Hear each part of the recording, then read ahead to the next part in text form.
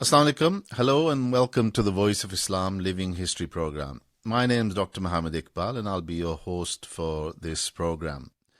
As listeners will know, the Living History team have embarked on a 7-part series on the history of money and trade.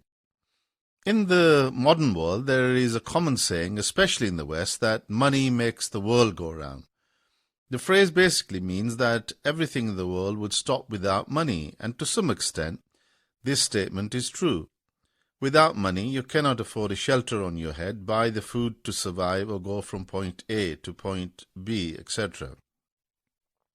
In part 1 of this series, entitled Cows and Crops to Coin Trade, my fellow panelists and I explored the origins of early trade and money. In part 2 of the series entitled The Rise of the Great Eurasian Empires, we looked at the way gold and silver took central stage in trade and conquest that shaped many of the large and influential empires.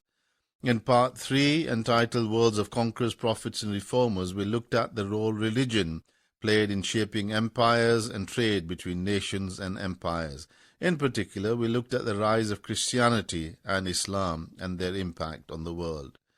In part 4, entitled Islam, a Bridge Between East and West, we looked at how the Muslims picked up new ideas from India, China and the Greeks and how they refined many of these and passed them on to Europe. We also looked at the fragmentation of the Muslim world and how China became the most powerful land and sea power during the Yuan and the Ming dynasties.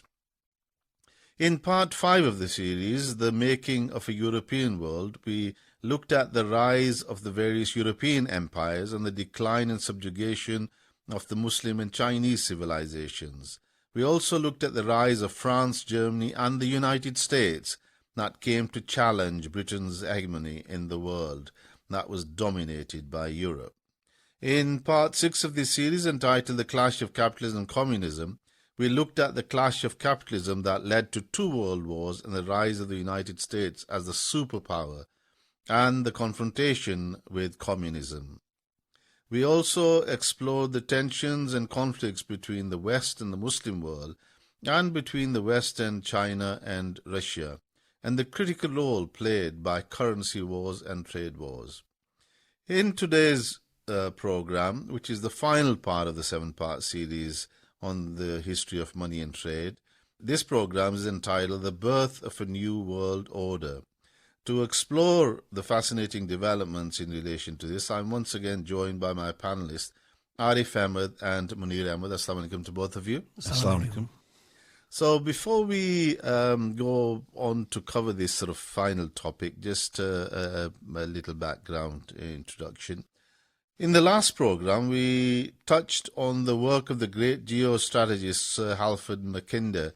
So let's start from there again, Arif, and if you could just take us as a reminder of this great work in 1904. Yes, so just as a reminder, in 1904, Sir Halford Mackinder, who was considered to be one of the founding fathers of geopolitics and geostrategy, presented a paper called The Geographical Pivot of History to the Royal Geographical Society that advanced his famous heartland theory. We did cover this in the last program, but in this paper, Mackinder divided the whole world into 3 key components to explain important geostrategic issues. At the end of the First World War, or the Great War, he published his new book in 1919, which was entitled Democratic Ideals and Reality, a Study in the Politics of Reconstruction. And in this book, he expanded his theory of the heartland. The most famous quote from this book on page 150 reads as follows: "Who rules East Europe commands the heartland. Who rules the heartland commands the world island. Who rules the world island commands the world." So you can see how he was angling and talking about the importance of different areas of the world. And this message was aimed at the world statesmen gathering for the Paris Peace Conference after the end of World War I.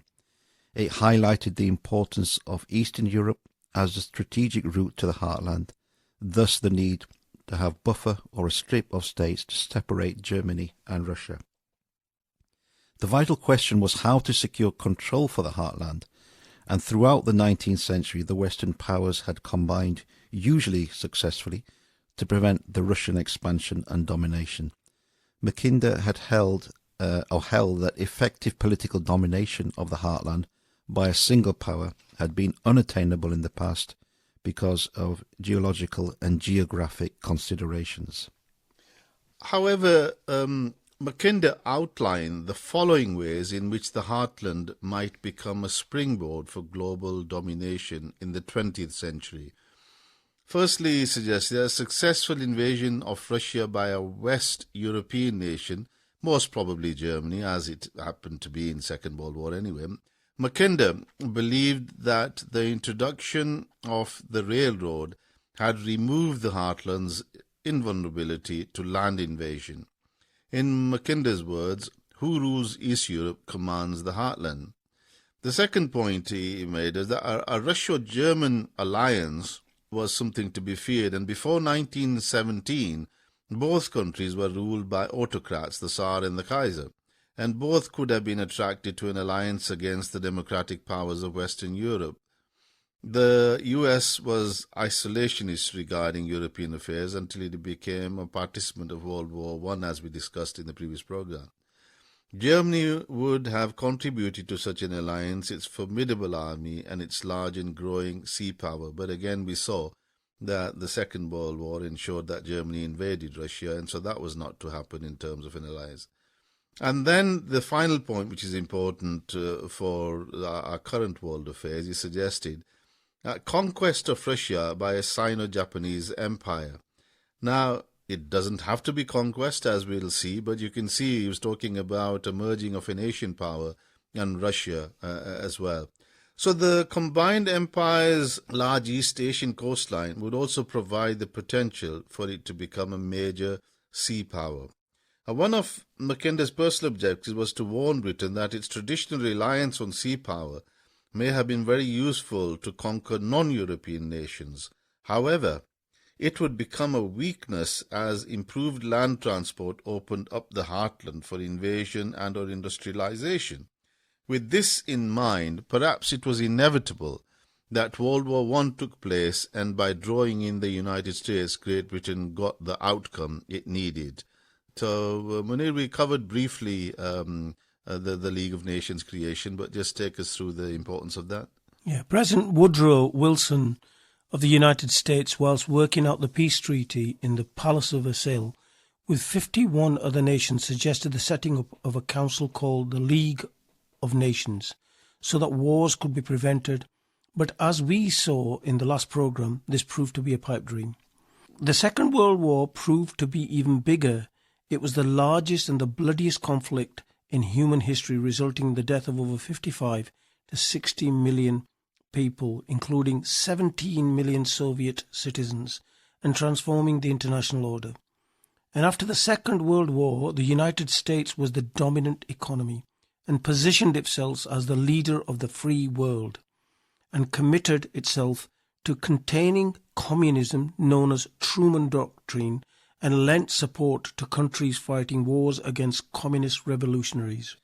In the eyes of many independent historians and political commentators, the US geopolitical leadership has shown itself in two very different ways after the Second World War, thus attracting much admiration and, of course, much criticism also. Admiration was shown for the US desire to build law-based multilateral institutions like the United Nations and associated institutions, and to support region institutions such as the European Community, which later became the European Union. On the other hand, the US has been criticized for its cynical exercise of power for narrow US interests, as often noted by leading thinkers like Professor Noam Chomsky, and also noted by Professor Jeffrey Sachs in his book, The Age of Globalization. And I quote from his book, which listeners must read. It's a fantastic book. And Professor Sachs says, while the United States did not directly colonize countries after World War II, it used its vast military power and economic leverage repeatedly and often brutally to put into power governments that would favor U.S. business and security interests, and to remove from power governments that opposed U.S. prerogatives. Regime change operations, meaning U.S.-led invasions, coups, and subterfuge to bring down foreign governments that the U.S. officials deemed hostile to U.S. interests, became a mainstay of U.S. foreign policy. End of quote. In the 1960s and 1970s, the United States supported military coups throughout Latin America and Southeast Asia. In the 1980s, the U.S. funded wars and trained militants in West Asia and Central America. From the 1990s to the late 2010s, the U.S. fought several wars in the Middle East with massive numbers of U.S. and European soldiers on the ground, and these were extended to Central Asia and North Africa, including Iraq, Afghanistan, Syria, and Libya.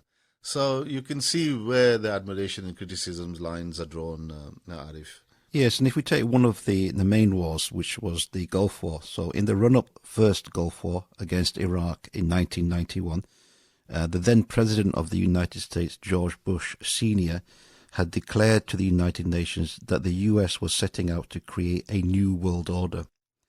Although the President of the United States and Western media dressed up the dismantling of Iraq as a moral mission to establish a just and peaceful new world order, many others felt that there was an ulterior motive, namely the access to and control of cheap oil. John Pilger, in his book The New Rulers of the World, points to this fact by citing comments of Brigadier General William Looney, who was the U.S. Air Force director of the bombing of Iraq. And his quote is as follows: "They know we own the country. We dictate the way they live and talk. And that's what's great about America right now. It's a good thing, especially when there is a lot of oil there we need." So you can't see in any more clear terms what the motive actually was. Absolutely. The display of U.S. firepower in 1991 to destroy Iraq, the dismantling of the Soviet Union, and the submission of the Muslim world, with the exception of Iran, of course, resulted in a high degree of triumphalism in the West. In 1992, Francis Fukuyama, a prominent political economist, wrote a popular book called The End of History and the Last Man, and declared rather arrogantly that the US and the West had effectively brought an end to history itself. Fukuyama believed that the advent and success of Western liberal democracy may signal the end point of humanity's socio-cultural evolution and the final form of human government. The height of arrogance, I would Absolutely. say. And it was interesting that Fukuyama saw himself as a champion of liberal democracy and capitalism, and perhaps he was trying to follow in the footsteps of Karl Marx, who was the champion of socialism and communism. Fukuyama's position totally contradicted that of Karl Marx, who predicted that communism would displace capitalism. Marx had predicted that capitalism inevitably would lead to internal tensions, like the previous socio-economic systems, that would lead to its self-destruction and replacement by a new system known as a socialist mode of production. His position was obviously challenged by a number of prominent Western thinkers. Interestingly, Fukuyama had been a former student of the highly influential political scientist Samuel Huntington from Harvard University, who felt that the triumphant behavior amongst many commentators in the West was a bit misplaced. So in 1996, Huntington went on to publish his highly controversial book, The Clash of Civilizations and the Remaking of World Order, pointing to a reality that the West still had some major contenders. Huntington did not believe that history had ended, unlike Fukuyama, and set out the thesis that people's cultural and religious identities will be the primary source of conflict in the post-Cold War world. As a warning to Western world, Huntington argued that future wars would be fought not between countries, but between cultures. Huntington argued that in the past world, history was mainly about the struggles between monarchs, nations, and ideologies, such as that seen within Western civilization. However, After the end of the Cold War, world politics moved into a new phase in which non-Western civilizations were no longer the exploited recipients of Western civilization, but saw themselves as important actors wanting to be involved in shaping the world. Munir, agree? Yes, absolutely. So with a humiliated and subjugated Muslim world, a crumbling Russian economic and political system, a China that was keeping its head down and quietly developing its economy, a number of US right wings or neoconservative figures went on to set up in 1997 the project of the New American Century, the PNAC. This think tank, based in Washington, D.C., focused on the United States foreign policy and was founded by two highly prominent neoconservatives, William Kristol and Robert Kagan. And from the 25 people who signed the PNAC's founding statement of principles, 10 went on to serve in the administration of the US, President George W. Bush, including Dick Cheney, Donald Rumsfeld, and Paul Wolfowitz. The September the 11th terrorist attack on US in 2001 not only shook the US, they shook the rest of the world. The end of history was cited by some commentators as a symbol of the supposed naive and undue optimism of the Western world during the 1990s, in thinking that the end of the Cold War also represented the end of major global conflict. In the weeks after the attacks, Fareed Zakaria, a prominent anchor at CNN, called the events the end of history, whilst George Will, another prominent commentator, wrote that history had returned from vacation. Absolutely. Fukuyama must have been hiding in his corner somewhere. Yes. The Gulf Wars of 1991 and 2003 have proved to be a great disaster, not only for Iraq and the Middle East region, but much of the world, including the United States. The primary reason why Iraq was attacked and destroyed in 1991 was that it was apparently developing weapons of mass destruction, WMDs. Once these were destroyed, then peace and freedom should have returned to Iraq. However, on the 15th of December 1998, the International Atomic Energy Agency reported that it had eliminated Iraq's nuclear weapons program. Scott Ritter, who had served for 5 years as a senior UNSCOM, UNSCOM, which is a United Nations agency, a weapons inspector, agreed, adding that, and I quote, "If I had to quantify Iraq's threat, I would say it's zero." That's what he said. However, facts on the ground and truth mattered little to those who wielded power. And in 2003, George Bush, the President of the United States, and Tony Blair, the Prime Minister of the United Kingdom, used fabricated evidence to accuse Iraq of having WMDs and harboring Al-Qaeda terrorists. The Al-Qaeda accusation was a total nonsense, and it was clear to many that they were using the mainstream media to gain support for an attack on Iraq. As it turned out, no WMDs were found in Iraq after a thorough search. Independent inspectors confirmed that Iraq's chemical weapons had been totally destroyed by Iraq and Western inspectors after the first Gulf War in 1991, as early as that.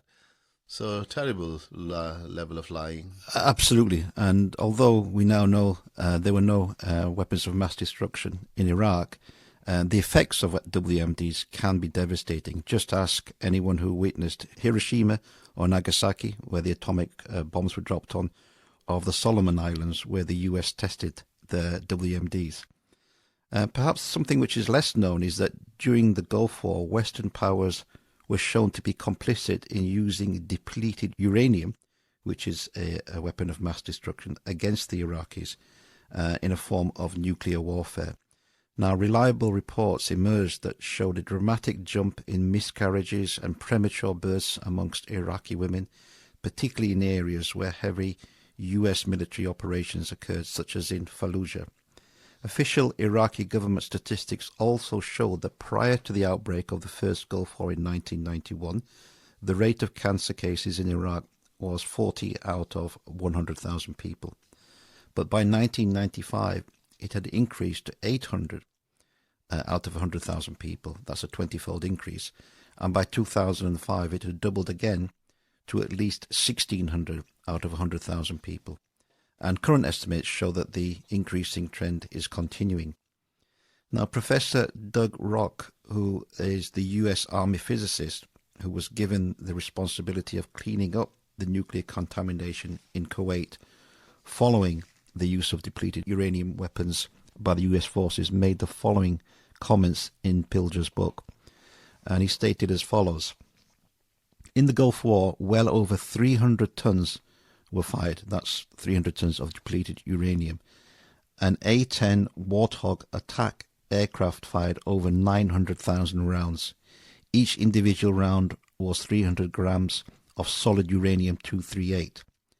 When a tank fired its shells, each round contained over 4,500 grams of solid uranium. These rounds were not coated, they're not tipped, they're solid uranium. Moreover, we have evidence to suggest that they were mixed with plutonium, which is also radioactive. And what happened in the Gulf War was a form of nuclear warfare. In view of some of these alarming findings, many ask why the United Nations did not intervene when these violations were taking place. Unfortunately, there is an increasingly common view now that the United Nations is controlled by the United States and often serves Western interests at the expense of other nations. The dominant Western view with regard to the United Nations was well expressed in 1992 by Francis Fukuyama, who had served in the Reagan-Bush State Department, stating that the United Nations is, and I quote from Fukuyama, perfectly serviceable as an instrument of America unilateralism, and indeed may be the primary mechanism through which that unilateralism will be exercised in the future. And so it was.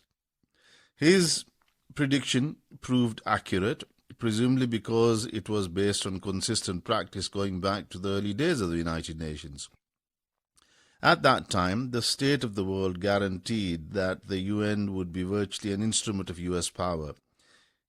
In its early days, the institution was greatly admired by Western nations. However, distaste for it increased notably in subsequent years as independent countries questioned policies of US and Western nations. Professor Noam Chomsky, in Hegemony or Survival, one of his best books, notes, and I quote, "When the United Nations fails to serve as an instrument of American unilateralism, as Fukuyama put it, on issues of elite concern, it is dismissed. One of many illustrations is the record of vetoes. Since the 1960s, the US has been far in the lead in vetoing Security Council resolutions on a wide range of issues, even those calling on states to observe international law. Britain is second, France and Russia are far behind. Even that record is skewed by the fact that Washington's enormous power often compels the weakening of resolutions to which it objects or keeps crucial matters off the agenda entirely." So it's such hypocrisy, Munir. It is, because the issue of the veto was entirely ignored during the preparation of the Iraq invasion by the Bush-Blair administration in 2003. France's threat to veto a UN declaration of war was bitterly condemned. President Chirac of France and German Chancellor Gerhard Schröder accepted the will of their people, who were overwhelmingly against invading Iraq, and they were severely criticised by the US and UK. France and Germany were labelled as Old Europe, a new definition, and ostracised by the United States administration, and those that agreed to follow the US blindly labelled as New Europe and widely praised. Noam Chomsky noted in Hegemony on Survival, he quotes, "In October 2002, a senior Bush administration official claimed, 'We don't need the Security Council, so if it wants to stay relevant, then it has to give us similar authorities to that just granted by Congress, authority to use force at will.' The stand was endorsed by the President and by the Secretary of State Colin Powell, who added that obviously the Council can always go on and have other discussions, but we will have the authority to do what we believe is necessary." So Bush and Blair brushed aside the United Nations and showed their contempt for international law and institutions as they prepared to attack Iraq. So Professor Noam Chomsky states, the US-UK leader issued an ultimatum to the United Nations Security Council. Capitulate in 24 hours or we will invade Iraq and impose a regime of our own choice. Without your meaningless seal of approval, we will do so crucially. Whether or not Saddam Hussein and his family leave the country, such aggressive forms of statements shows their shocking behaviour. Absolutely. In a world where justice and truth are hijacked by hypocritical and yet powerful political figures and nations, what is one to do? This was a dilemma faced by Dennis Halliday, the United Nations humanitarian coordinator in Iraq. At the end of the first Gulf War in 1990, many nations and individuals like Dennis felt that the sanctions against Iraq should be lifted as they were cruel, ineffective and dangerous. However, the US was the controlling power at the UN and these requests and protests were ignored. So in 1996, in an infamous interview on the American current affairs program 60 Minutes, Madeleine Albright, the US ambassador to the United States, had been asked, and I quote, "We have heard that 500,000 children have died in Iraq. Is the price worth it?" This was the host of the program asking Albright, and Albright replied, "I think this is a very hard choice, but we think the price is worth it." She was, of course, speaking on behalf of the whole Clinton administration at that time. Yet in sharp contrast, Dennis Halliday had seen at first hand the devastating impact of these sanctions, which he and many others believe led to the deaths of more than 500,000 children under the age of 5 and hundreds of thousands of people of Iraq. And after a 34-year career with the United Nations, including as an Assistant Secretary General, Dennis Halliday resigned in 1998 when the UN refused to lift sanctions. And he wrote, "I am resigning because the policy of economic sanctions is totally bankrupt," he wrote. "We are in the process of destroying an entire society. It is as simple as that. 5,000 children are dying every month. I don't want to administer a program that results in figures like these." Such a principled person, honestly. Arif? Yes, so it's quite obvious that there will be many nations that often hold differing views to the United States, and these nations may want to show respect to international law and the United Nations. So let's explore how the United Nations and the West deal with these nations. Let's take the example of Pakistan and Turkey, as they are key Muslim countries that got caught up in the US wars against Afghanistan and Iraq. When the US and the UK were making plans to attack Afghanistan following the 11th of September 2001 terrorist attacks in the USA, both Pakistan and Turkey showed immense sympathy for the United States and its citizens and expressed their outrage for the terrorist attacks in the US. However, as Afghanistan and Iraq were neighbouring countries to Pakistan and Turkey, respectively, they did not want to be drawn into any war plans of the US and the UK. Now, the military campaign against Afghanistan began on 7th of October 2001 with the targeting of the Taliban regime, which the US believed was harbouring Osama bin Laden. According to the former Pakistani President, General Pervez Musharraf, the Bush administration threatened to bomb Pakistan, and I quote, "back to the Stone Age," unquote, if Pakistan did not cooperate with America's war on Afghanistan. This was reported in the Guardian newspaper of 22nd of September 2006. In an interview that was aired on CBS television in 2006, General Musharraf said the threat was delivered by the Assistant Secretary of State, Richard Armitage, in conversations with the Pakistan Intelligence Director.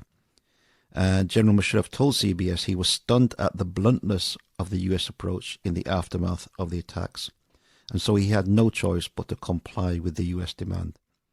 Whilst Mr. Armitage disputed the language used, CBS said he did not deny that Pakistan was put on notice to help America's war effort.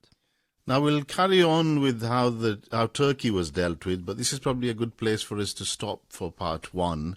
So we'll be back with listeners shortly. Please, listeners, do give us your feedback on our program, this and many others. Our Twitter hashtag is @VILivingHistory. So we'll be back for part two shortly. Assalamu alaikum. Assalamu alaikum, and welcome back to part two of this final program of the series called The Birth of a New World Order. So in the first part, we were just talking about how the United States and the United Nations, because of the influence of the United States, treats other nations that have to support the United States. We talked about what Pakistan was expected to do in the invasion of Afghanistan and how Sharif had to cave in to U.S. demands. Let's now deal with how the United States dealt with Turkey in its relation to the planned attack on Iraq as well. Of course, prior to the attack, a lot of effort was being made to persuade nations and through the media all the time in preparation for this attack. Majority of the Turkish population was against this action, and of course the politicians in Turkey also responded to that and didn't really want to play a part in this, which annoyed the Americans. Munir, if you could just take us through that. So despite immense arm twisting of the Turkish government and threats, the Turkish parliament refused to allow US troops to be deployed from Turkey. Steve Wiseman of New York Times noted his disappointment on the 30th of March 2003 and quote, "The ground war has been hampered because Turkey did not accept its role as host of the Northern Front forces, and again for political reasons its government was too weak in the face of anti-war feelings," unquote. So the message from the US and war hawks in the media was quite clear. Strong governments disregard their population and accept the role assigned to them by the global rulers, the West. Weak governments succumb to the will of the 95% of their population. The hypocrisy of US-UK position of being champions of democracy and international law was exposed by the neoconservative war hawk and Pentagon planner Paul Wolfowitz. As noted by Chomsky, quote, "He too berated the Turkish government for its misbehavior, but went on to condemn the military, who did not play the strong leadership role that we would have expected, but betrayed weakness in permitting the government to honour near unanimous public opinion. Turkey," he argued, "had therefore to step up and say, 'We made a mistake. Let's figure out how we can be as helpful as possible to the Americans,' unquote." As you can see, the conformity is there and the hypocrisy is there. Absolutely. Many American politicians and media figures believe in the idea of American exceptionalism, a belief that the United States is inherently different from other nations. Its proponents argue that the values, political system, and historical development of the US are unique in human history, and so a unipolar world led by the US should be accepted by others without any question. In fact, this was something conveyed by President Barack Obama in an address in 2009. So, it's just amazing the arrogance and hypocrisy, Arif, isn't it? Yes, of course. So, whilst no doubt the United States has much to be proud of, there are other nations that have a proud history. Despite external pressures, these countries, these nations have a strong desire to shape their own destiny. They have strong institutions and strategic thinkers that guide them through difficult times and complex relationships. So let's look at three of these nations that refuse to accept a unipolar world led by the US and have increasingly pushed for a multipolar world. These nations are Iran, Russia, and China. And the reasons will become obvious to anybody who understands history and geostrategy. Their relationship with the US and the wider Western world is particularly illuminating. These nations are beginning to have a significant impact on the new world order that is emerging, which is a multipolar world.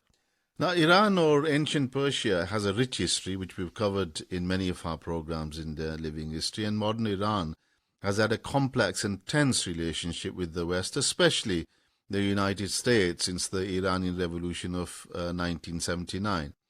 Iran demonstrated moral courage and integrity by refusing to join the US-led attack on Iraq in 1991 and in 2003, despite a long war with Iraq and their hatred of Saddam Hussein. Unlike some other Muslim countries in the region, Iran was totally opposed to Western interference in the Persian Gulf. However, over the many years, Iran managed to establish strong links with the Shia groups in Iraq, something which many analysts had predicted before the Gulf War. With the ongoing turmoil and destruction of Iraq over the next few years, the US and UK came to be seen as illegitimate occupying forces and significant resistance movements built up. Meanwhile, Iran became an important regional player and a major influencer in Iraqi politics. And despite the concerted effort by the West to isolate Iran, and despite the heavy sanctions for over 30 to 40 years, Iran's leadership refused to bow and submit to Western policies and pressures. Arif, quite an amazing, really. Absolutely. Who could have foreseen this at the beginning? Because it's clear that the US and the West had gained very little in Iraq, even though this was predicted by several wise and independent commentators. And actually, all that it did was create an environment for the rise of terror groups such as ISIS. Moreover, the illegal and futile wars had wrecked the American economy. According to a 2019 report from the Watson Institute of International and Public Affairs at Brown University, American taxpayers spent $6.4 trillion on post 9/11 wars and military action in the Middle East and Asia. The report also found that more than 801,000 people had died as a direct result of fighting, and of these more than 335,000 were civilians, and a total of 21 million people had been displaced due to violence. So you can see that the cost to the region and to the US was enormous, both in financial terms and in damage to their reputation as well. Absolutely. And, Iran continued to have its influence grow in the region, as we've seen. So let's look at the second important nation, and that's Russia. Now, Russian history does not stretch as long as that of Iran and China, but it has a very proud history over the last few hundred years. Although Russia had more than stood its ground against other major European powers, including the French, the British and the Germans, and after Second World War gave the United States some stiff competition, by 1991 the communist-led Soviet Union had lost the Cold War to the US and the West broadly. So under Gorbachev, the Soviet Union came to an end, and Yeltsin took over the Russian Federation, and the Western financial world released their sharks to strip resources from Russia and, bring it to its knees. We all remember the hard times that Russia went through. But then, of course, by the year 2000, Munir, changes were beginning to take. They're a proud nation, the Russians, but just take us through that change. Absolutely. So just under a decade later, on the 7th of May 2000, Vladimir Putin came to power and as a strong leader succeeded in bringing some stability to Russia. President Putin took advantage of the US war on terror to crush the Chechenian rebels seeking independence from Russia, and set out to secure Russian borders. Meanwhile, he watched the lone superpower, the US, display its military power in Afghanistan, in Iraq and Yugoslavia, knowing that Russia was powerless to have any impact on US policies and behaviors. So by 2010 and 2011, Russia had a stable economy, if not a strong economy, a modernized military, and a desire to rebuild international links and alliances. Russia was back on its feet and ready to be taken seriously by the world, including the US. The testbed proved to be Syria, where Russian opposition to US-led regime change and subsequent intervention at the request of the Syrian government brought the US and the European planned New World to a shuddering halt. That was quite an important development, and its consequences are now being played out in Ukraine and elsewhere as well. So let's move to the third important country, and that's China. China, as we've seen in many of our programs, has had an amazing history. And modern China presents some unique challenges to the modern world, especially the current hegemon, the United States. This is something that we have covered, as I said, in the four-part series on China, and I would urge listeners to follow those programs. Under the charismatic leadership of Mao Zedong, China gained its independence from foreign powers by the mid-20th century, established its unity and economic stability. Under then the pragmatic leadership of Deng Xiaoping, China introduced far-reaching economic reforms in 1978-79, which started to transform China's economy. From the 1980s to the start of the Second Gulf War in 2003, China kept its head down and ensured they did not annoy the U.S., thus securing U.S. support for China becoming a member of the major global trade and financial institutions. China was allowed to join GATT, which is in relation to trade, and in 1982, the IMF and World Bank in 1986, and the World Trade Organization in 2001. Arif, I think especially joining the World Trade Organization proved to be a major point for China's progress development. Will just take us through. Yes, so when it joined the World Trade Organization in 2001, this signaled the most explosive period of China's growth. And the strategic decisions that China's leadership had made were vindicated. China's per capita income when it joined the World Trade Organization was $2,900, which was similar to countries like Pakistan and Bhutan. But by 2015, it had grown to $14,400. And in the same period, China's economy also went from being the sixth largest to the second largest in the world. No nation has ever moved so far and so fast. According to some analysts, China may already be the largest economy in the world. And even if it isn't, it's a foregone conclusion that it will outstrip the US economy very soon. Chinese exports have already overtaken American exports, and by 2011, it exceeded them by a staggering 30%. Few people in the West, especially in the United States, are aware that the world has changed in many ways since the heyday of American power in the 1950s. And based on PPP, which is purchasing power parity, in the 1950s, the US had 27.3% of the world's GDP, while China only had 4.5%. By the end of the Cold War in 1990, America had 20.6% and China had 3.86%.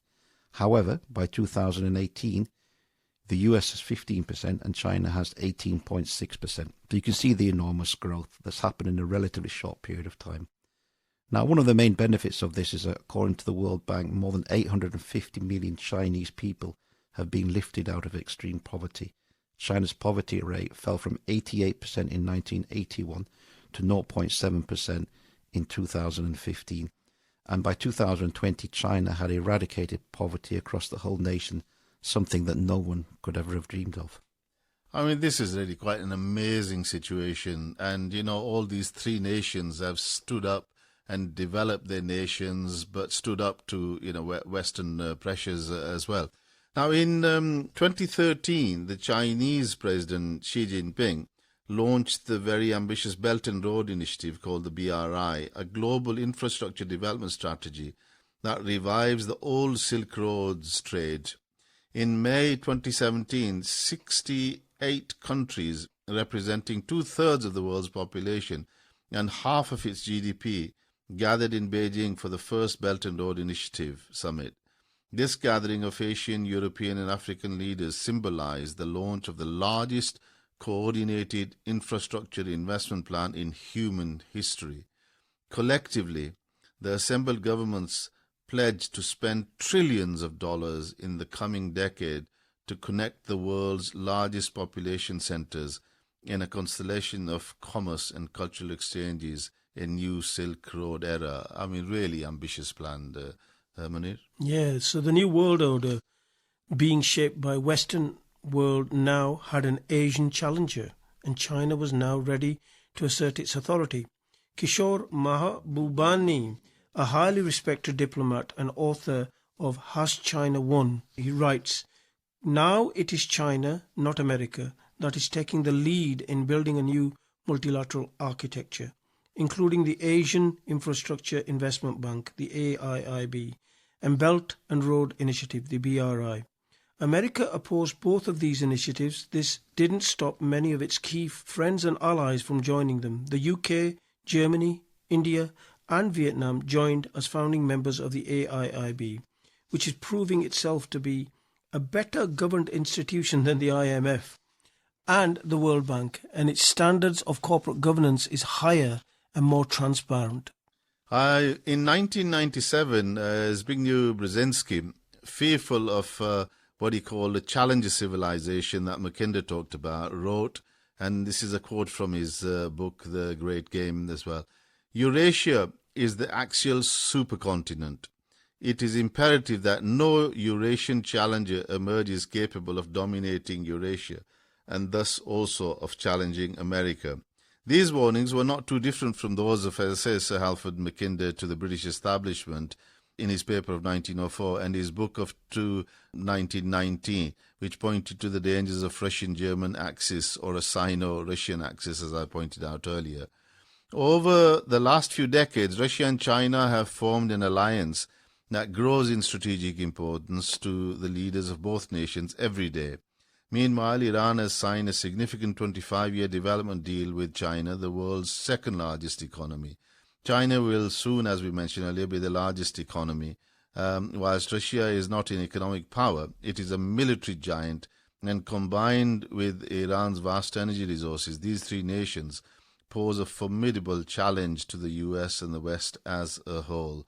And even Turkey is, looking towards Eurasian development, Arif. Yes, absolutely. So Turkey, which is a member of NATO, is looking to join this new Eurasian consortium, as is nuclear armed and supposedly an ally of America, Pakistan, and even Africa is slowly being absorbed into China's new empire, while the Arctic is being taken by Russia.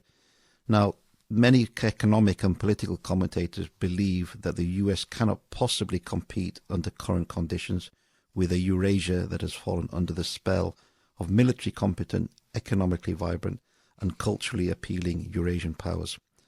Unless there is a total reinvigoration of the United States at the political, cultural, economic and military level, unless this is done, the 21st century will be dominated by a Russian-Chinese-led Eurasian New World Order. An increasing number of Western commentators are now openly questioning the wisdom of US exceptionalism and triumphalism. They are beginning to point to the decline of US power. And as I said, there's a number of different people you can relate to. And one of the key people is Professor Graham Allison. Munir, do you want to? Yeah, Professor Graham Allison is the director of the Belfer Center for Science and International Affairs at Harvard University. Wrote a fascinating piece in 2012 in the Financial Times with the headline, "The Thucydides Trap. Are the US and China headed for war?"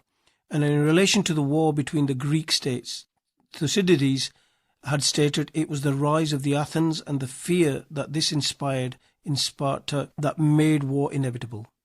So you can see this whole development, Sparta, Athens, then later on in Europe, the German speaking and the Russian and the British, the battles between them.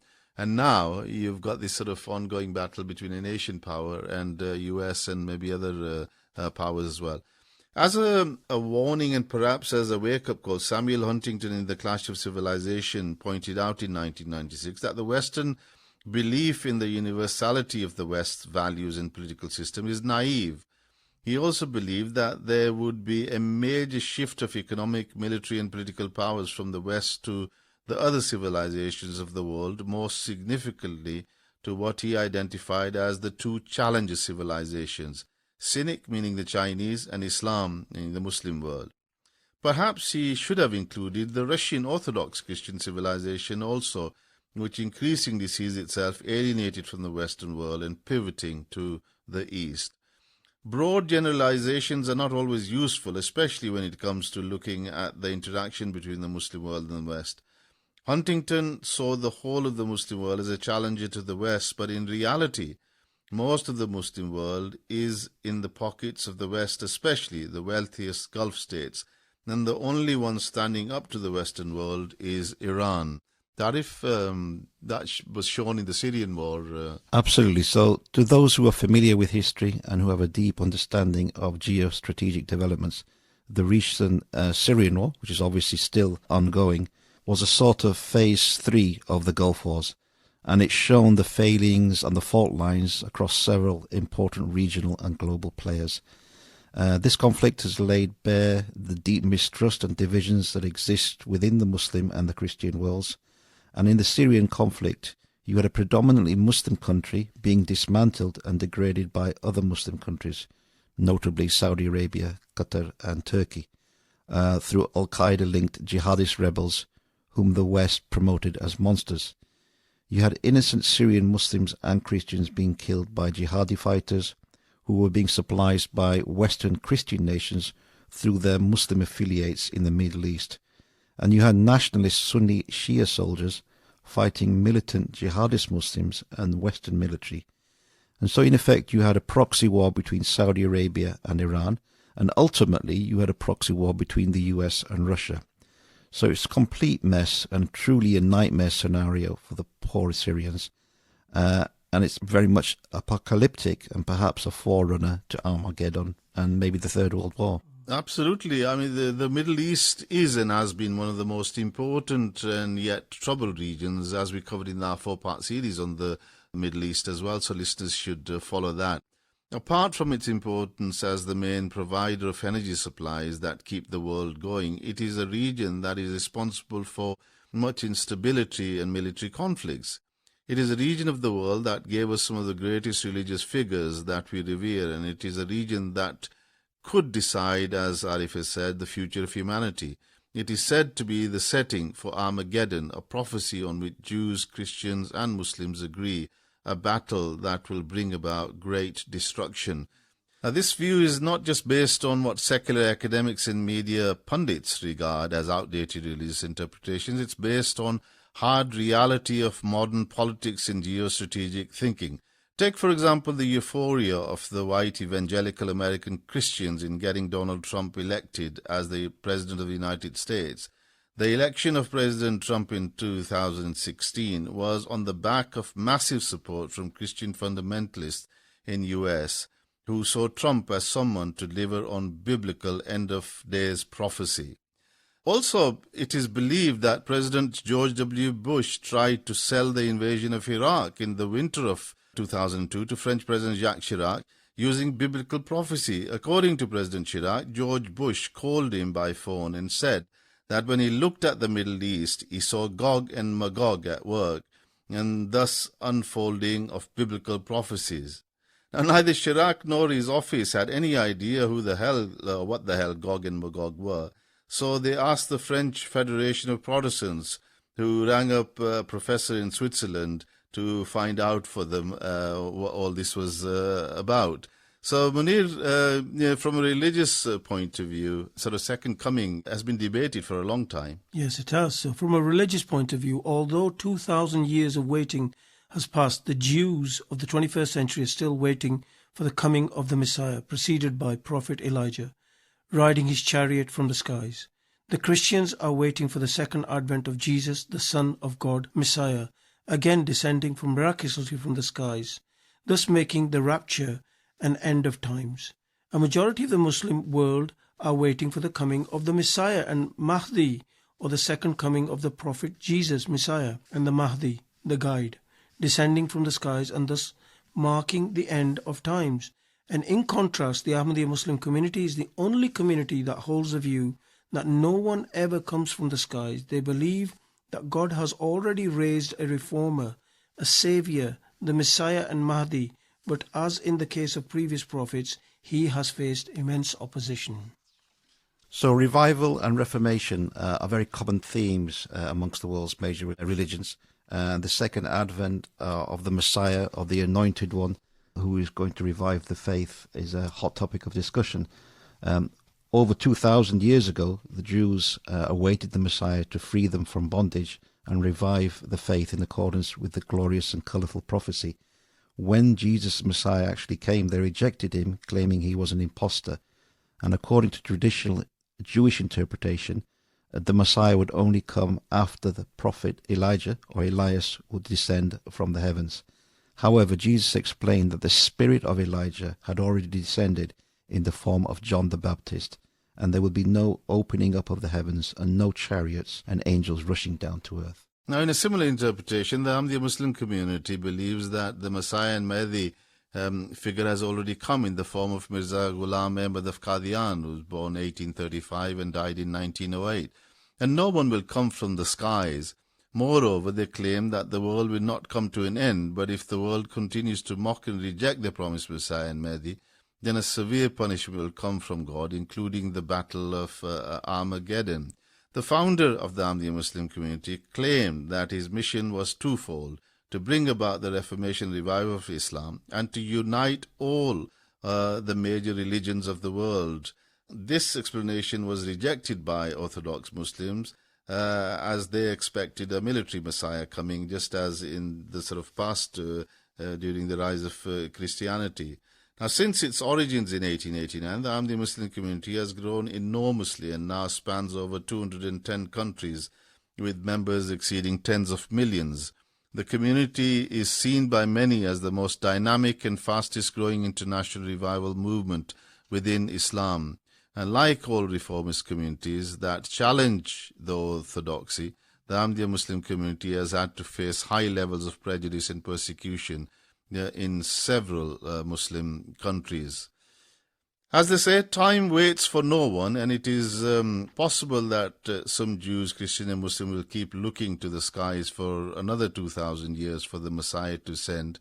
Meanwhile, mankind will have moved on. The founder of the Ahmadiyya Muslim community made this bold prophecy, which is worthy of note. And I'll just read a few words before we finish the program. O mankind, hearken, this is the prophecy of God, who made the heavens and the earth. He will spread this movement in all the countries and will give it supremacy over all through reason and arguments. Remember, no one will descend from heaven. All our opponents who are living at present will die, and not one of them will see Jesus, son of Mary, descend from the sky. And then their children who survive them will also pass away, and none of them will see Jesus, son of Mary, coming down from the heavens. And the prophecy goes on, but you can see. So it is up to individuals to decide what is right for them as far as their faith goes. But this program is about history. This is about bringing in a new world order. And who knows what the future of Ahmadiyyat will be. But clearly, religious reformers have their ways of influencing humanity, and nation builders and emperors have their ways, as we've discussed throughout this series. So only God knows, if one believes in a God, of what the future for mankind holds. So I think as concluding remarks, hope listeners have enjoyed this series of programs. Do please give us your feedback on what you think on Twitter, hashtag @VILivingHistory, and do visit our website, www.voiceofislam.co.uk, and under the programs you'll see a whole variety of programs. Thank you, Munir and Arif as well, and to my other colleagues and panelists who've contributed to the programs. And thank you to Shazad Sab for all the recordings as well in this series. Until next time, Assalamu Alaikum.